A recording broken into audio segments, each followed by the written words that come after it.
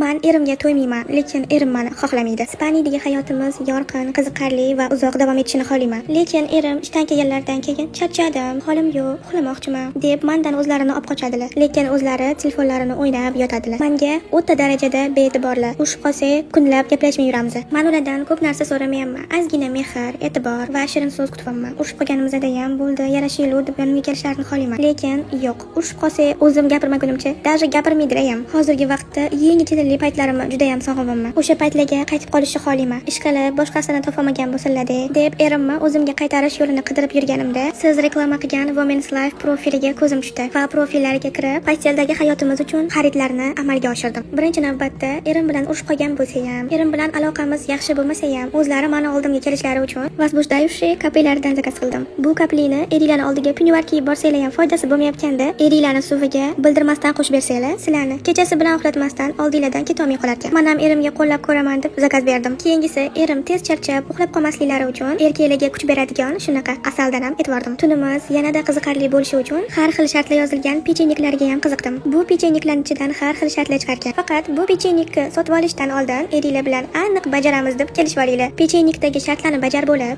zerikib qolmasligimiz uchun tunda yanadigan fosforli ko'rikchalaridan ham qo'shib yubordilar. Women's Life'dan bu narsalarni xarid qilib, qo'llab ko'rganimdan keyin erim umuman yonimdan ketolmayaptilar. Menga ipsiz bog'lanib qolganlar. Agar shunaqa narsalar bilan erimni qaytarib, yangi kelinli paytimga qaytib qolishimni bilganimda, bu narsalarni vaqtliroq zakaz qilgan bo'lardim. Sizga kattakon rahmat. Shunaqa foydali reklamalarni ko'proq qilib turing deb o'tib qoldiribdilar bir obunachim. Sizlar ham tundagi posteldagi hayotinglarni yanada yorqin qilmoqchi bo'lsanglar, Women's Life profiliga murojaat qilinglar. Telegram kanallariga o'tib olsanglar, hammasi narxi bilan ko'rsatilgan.